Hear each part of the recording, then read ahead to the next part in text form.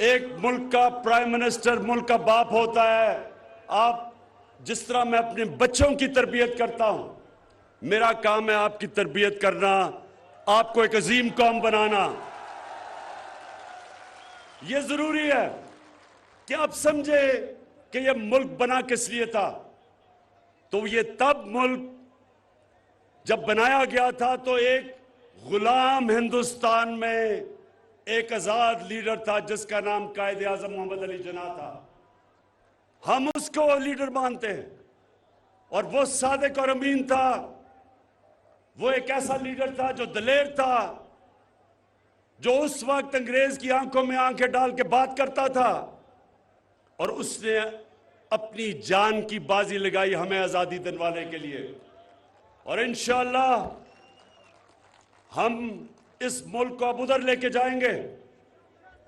کبھی بھی یہ یاد رکھے میری پاکستان کی قوم کہ کیونکہ ہمارا نصب العین جب شروع کیا تھا ایاک نعبد و ایاک نستعین تھا، کبھی میں نہ کبھی کسی کے سامنے جھکا ہوں اور انشاءاللہ کبھی آپ کو کسی کے سامنے جھکنے نہیں دوں گا.